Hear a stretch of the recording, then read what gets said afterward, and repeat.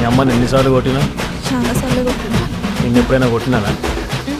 కొట్టేదాకా తెచ్చుకో. Watch our film Raju vs. Zambai with extended cut, streaming now only on ETV Win.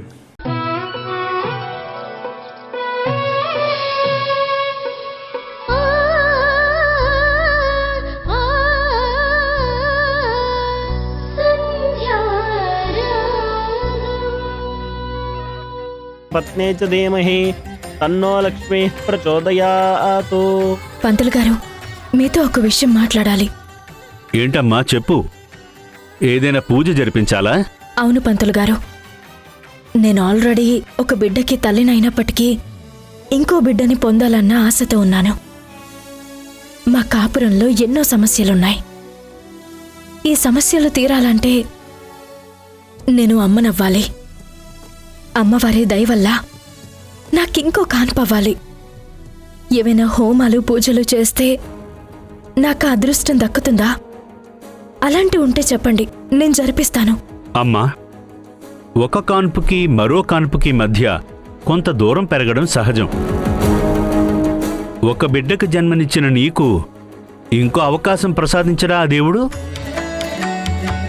కొద్ది రోజులు ఓపిక పట్టు. కాదు కూడదని నువ్వు పట్టుబడితే సౌభాగ్యవ్రతాలు హోమాలు అంటూ ఉంటాయి. అవి చేయిద్దామంటే నేను వచ్చి వాణిగారితో మాట్లాడతాను. అయ్యో పంతులు గారు, నా ఆరాటం మీకు తెలీదు.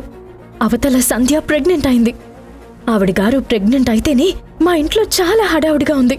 అదే తనకి బిడ్డ పుడితే ఇంకెంత హడావుడి చేస్తారో. లేదు, తనతో పాటు నేను ప్రెగ్నెంట్ అవ్వాలి. నేను బిడ్డని కనాలి. ఆ ఆనందాలన్నీ నాకు దక్కాలి స్వామి.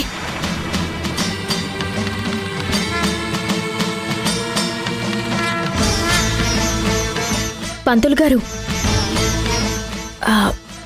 అత్తయ్యతో మాట్లాడడం ఎందుకు? సౌభాగ్యవ్రతం నేను చేసుకుంటాను. దానికి ఎంత ఖర్చు అవుతుందో చెప్పండి. అమ్మా, ఈ వ్రతం నువ్వు ఒక్కదానివే కాదు, భార్యాభర్తలిద్దరూ కూర్చుని జరిపించేది. ఒకసారి మీ అత్తగారును లేదంటే రాజేష్ గారును తీసుకురా. అప్పుడు నేను అన్ని విషయాలు చెప్తాను.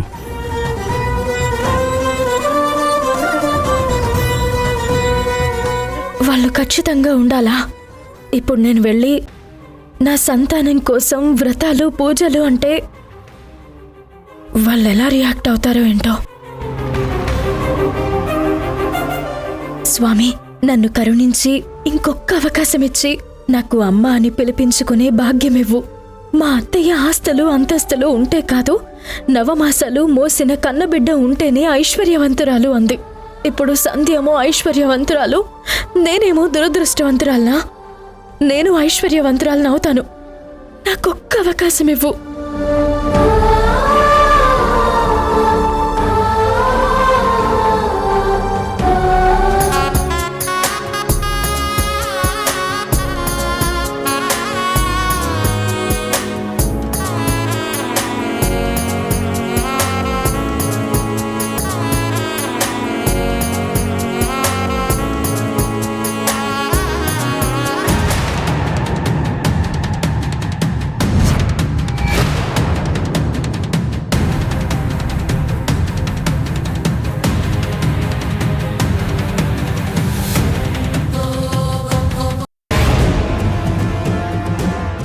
ఎందుకు వింధ్య, నా కూతురు జీవితంతో ఇలా ఆడుకుంటున్నావు?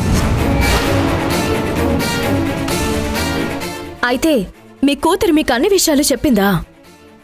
చూడండి ఆంటీ, నేను చిన్నప్పటి నుంచి మీ ఇంట్లో పెరిగాను. చిన్నప్పటి నుంచి మిమ్మల్ని మా అమ్మలాగా చూసుకున్నాను. దయచేసి మీరు మధ్యలో రావద్దు. వచ్చారా, చూసారా, అంతే. మీ మీద నాకెటువంటి కోపం లేదు. మీకిచ్చే గౌరవం కూడా అలాగే ఉండాలని కోరుకుంటాను. మీరు ఈ ఊరు నుంచి వెళ్ళిపోండి. నువ్వు నా కూతురు జీవితాన్ని నాశనం చేస్తూ నన్ను చూసి చూడనట్టు ఊరు నుంచి వెళ్ళిపోమంటున్నావా?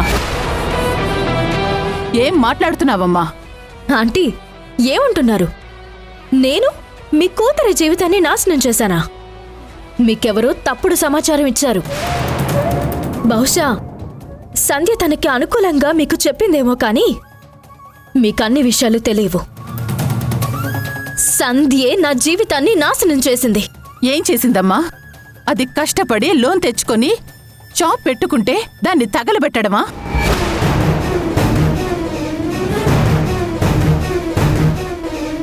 కడుపుతో ఉన్న అమ్మాయని కనికరం కూడా లేకుండా ఏంటమ్మా ఇది?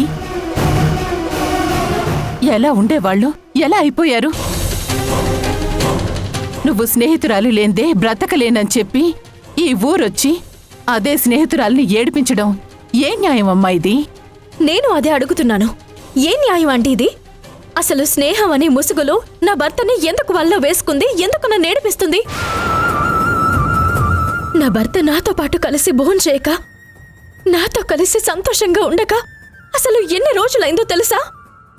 నా సంతోషాలన్నీ మీ కూతురు ఎత్తుకెళ్ళిపోయింది. నా భర్త నా గురించి కాకుండా మీ కూతురు గురించి ఆలోచిస్తున్నాడు. చాలమ్మా.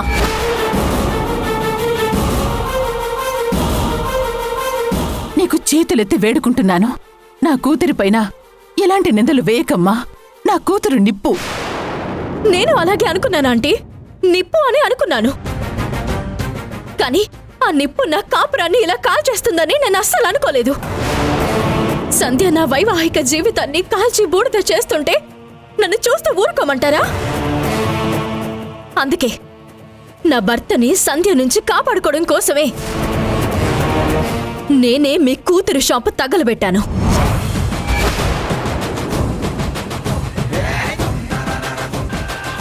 మీ కూతురి మీద రివెంజ్ తీర్చుకోవడం కోసం నేనే కోర్టు నోటీసులు పంపించాను.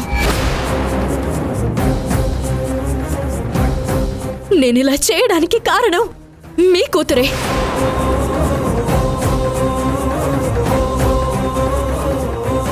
మీ కూతురు నా భర్తతో వేసిన తప్పటడుగుల వల్లే నేనిలా మాట్లాడుతున్నాను. నోర్మై వింధ్య, నోర్మై వింధ్య.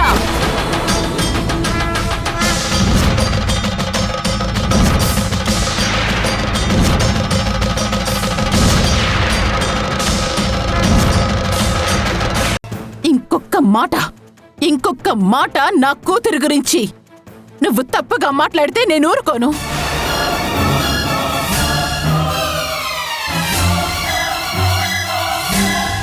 ఇది కలో నిజమో నాకేం అర్థం కావడం లేదు. ఊరంతా సంధ్య వింధ్య ఒక్కరే, ఇద్దరు కాదు అనేవారు. ఒకరి కోసం ఒకరు బ్రతుకుతారు అనేవారు. స్నేహం కోసం ఒకే ఊరి వాళ్ళని పెళ్లి చేసుకొని ఒకే ఊళ్ళో అడుగుపెట్టి ఎంతో మంచి పేరు తెచ్చుకున్నారు. అలాంటి మీరు ఒకరినొకరు కొట్టుకునే పరిస్థితికి వెళ్ళిపోయారా? నా కూతురు ప్రాణం పోయినా ఎప్పుడు తప్పు చేయదమ్మా. దయచేసి ఎలాంటి ఆలోచనలు నీ మనసులో నుంచి తీసేయ్. అది నీ సంధ్య, నీకు తెలీదా? నేను పొరపడ్డానంటే నా సంధ్య ఎప్పటికీ అలా చేయదేమో అనుకున్నాను. అలానే నేను కళ్ళు మూసుకున్నాను కాబట్టే నా భర్త పైన కన్ను వేసింది. నా భర్త డైరీలో తన స్థానం సంపాదించుకుంది. నా భర్త మనసులోకి ఎంటర్ అయింది. ఆయన కళ్ళు మూసినా కళ్ళు తెరిచినా మీ కూతురు గురించి ఆలోచిస్తుంటే మరి నా కాపురం నిలబెట్టుకోవడానికి నన్నేం చేయమంటారు చెప్పండి ఆంటీ.